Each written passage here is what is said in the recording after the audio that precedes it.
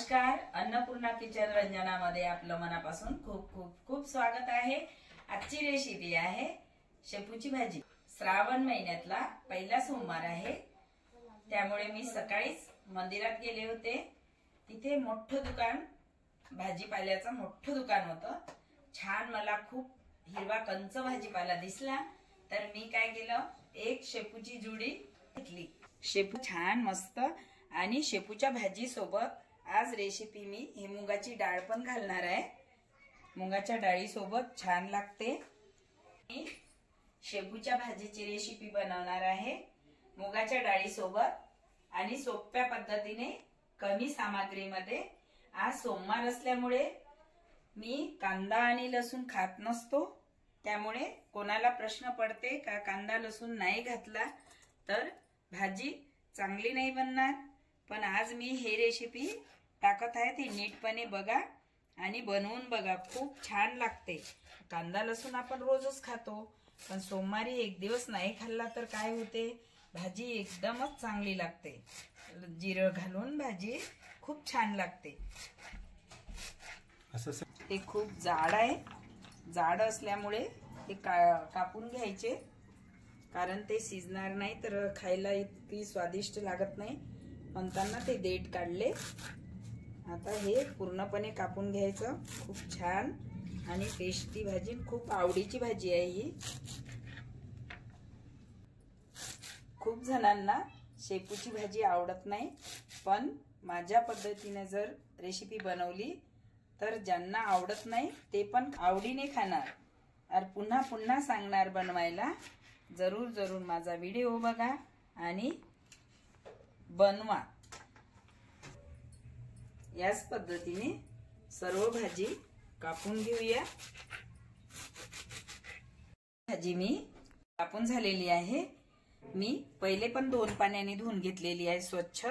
आता ही तिसऱ्या पाण्याने धुत आहे, कारण भाजी पालेभाज्या 4-5 पाण्याने धुतल्याच पाहिजे, कारण खूप माती असते त्यामध्ये, किडे वगैरे सर्व साफ करून घ्यायचे।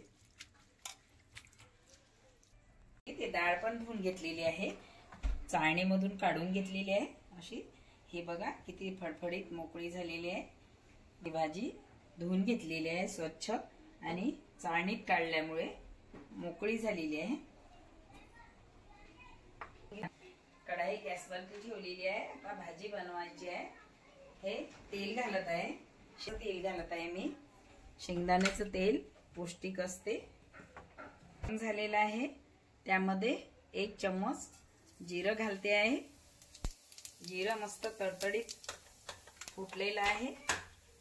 आता आपण ही भाजी यामध्ये घालायची। पण डाळ भिजत घातली होती, ते धुवून घेतलेली आहे स्वच्छ, ते आपण घातलेली आहे। मसाले घालायचे, लाल मिरची पावडर 2 चम्मच घातलेला आहे, कलर साठी हळद, जिरा पावडर,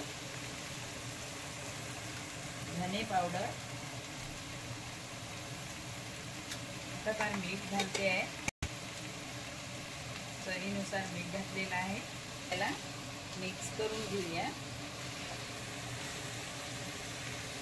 पूर्ण मिक्स करून घ्यायची। याच्यात पाणी घालायची गरज नसते, यालाच पाणी सुटते आणि ही सुकी भाजी असते।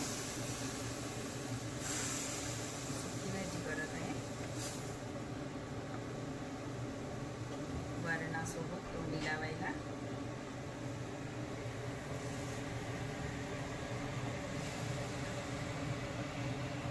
शिजून घेऊया। थोडी मुगाची डाळ मी जास्तच घातली, कारण त्याने अधिक टेस्ट लागते।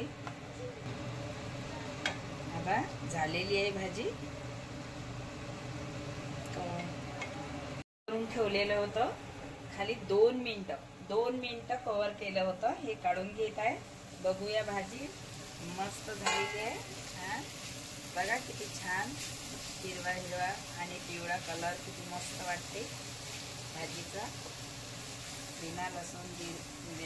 बिना कांदा लसूणची भाजी।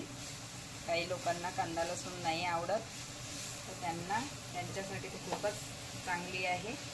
मी उपवासाच्या दिवशी कांदा आणि लसूण खात नसतो, तर मी ही रेसिपी आज टाकलेली आहे। पहिला सोमवार आहे श्रावण महिन्यातला। शेपूची भाजी छान झालेली आहे, आता काढून घेऊया आपण हिला।